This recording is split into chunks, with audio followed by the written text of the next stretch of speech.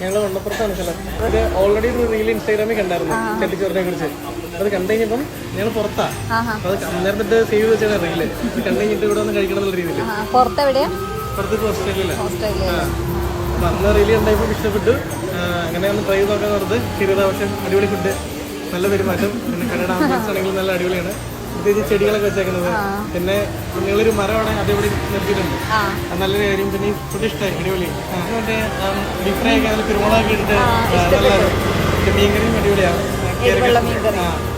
പിന്നെ എനിക്ക് ഇഷ്ടപ്പെട്ടത് ഞങ്ങൾക്ക് ഇഷ്ടപ്പെട്ട ഒരു കാര്യം എന്ന് വെച്ച് കഴിഞ്ഞാൽ അതിന് ഫോഴ്സ് ചെയ്ത് അങ്ങനെ നമുക്ക് എന്താ പറയാ, ഞങ്ങൾ ആക്ച്വലി 2 ഓർഡർ ചെയ്ത്, പക്ഷെ ഒരെണ്ണം തന്നെ നമുക്ക് ഇനഫാണ്, അത്രയും ക്വാണ്ടിറ്റി ഉണ്ട്.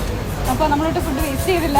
പിന്നെ അപ്പോൾ എന്താ പറയാ, പിന്നെ എടുത്തു പറയേണ്ട ചേട്ടൻ്റെ സർവീസാണ്. അത് തന്നെ വന്നപ്പോൾ തന്നെ ചട്ടിച്ചോറിൻ്റെ കാര്യം പറഞ്ഞപ്പം ചേട്ടൻ എന്നോട് പറഞ്ഞു ഒരെണ്ണം ട്രൈ ചെയ്ത് നോക്ക്, എന്നിട്ട് ക്വാണ്ടിറ്റിയും കാര്യങ്ങളനുസരിച്ച് ബാക്കി ഓർഡർ സാധാരണ നമ്മളിങ്ങനെ കുറവുണ്ടോ നിങ്ങൾ 2 എടുത്തു വന്നു. പക്ഷെ ഇവിടെ ചെറുന്നേരത്തിൽ അപ്പോൾ നമ്മള് എന്താ പറയാ, ഫുഡ് വേസ്റ്റ് ആക്കേണ്ട കാര്യം വേണമെങ്കിൽ പിന്നെ മേടിക്കാലോ. ഇടയ്ക്ക് ഇറങ്ങുമ്പോൾ ഫാമിലി ആയിട്ട് വാഴും. രാത്രി 12 മണി വരെ ഉണ്ട്. അപ്പൊ ഇടയ്ക്ക് ഇറങ്ങാം. Thank you so much.